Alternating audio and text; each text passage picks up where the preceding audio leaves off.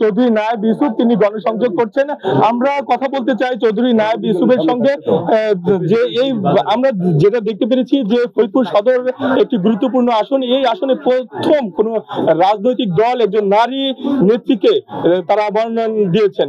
সেই ক্ষেত্রে এই আপনি জয়ের ব্যাপারে কতটুকু আশাবাদী? বিভিন্ন জায়গায় তো যাচ্ছেন, কি সাড়া পাচ্ছেন? আমাদের দল জাতীয়তাবাদী দল বিএনপির প্রধানই একজন নারী, আপসীন নেত্রী বেগম খালেদা জিয়া, এবং উনি 2 বার প্রধানমন্ত্রী হয়েছেন।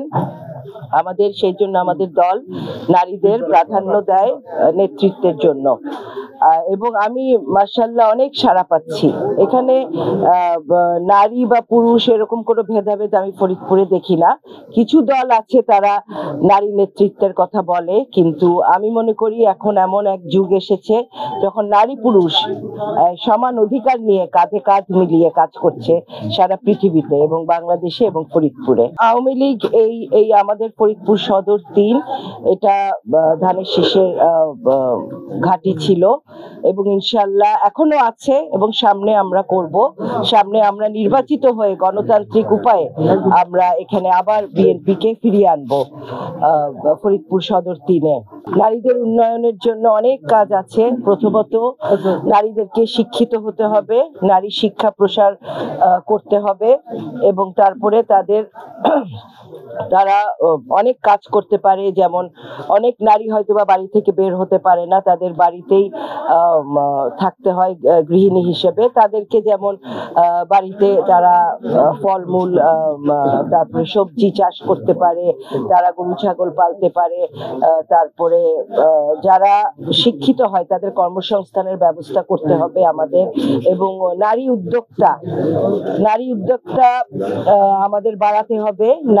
নারীদেরকে ব্যবসায় উৎসাহিত করতে হবে, তাদের এগিয়ে আসতে হবে। যে কোনো কাজ নারীদেরকে এগিয়ে এসে আমরা সেই সাপোর্টটা পিছন থেকে দিব, যাতে নারীরা সমান অধিকার নিয়ে একটা পুরুষের সাথে কাজ করতে পারে, তবে শালীনতার সাথে তারা যেন সেটা কাজ করে, এটাই আমরা দেখবো ইনশাল্লাহ। এবং নারীদের নিরাপত্তা, একটি শহরে নারীরা যখন পুরুষের মতো কাজ করতে যায় তাদের নিরাপত্তার ব্যাপারটা থাকে, ইনশাল্লাহ সেটাও আমরা এনশোর করব ফরিদপুরে।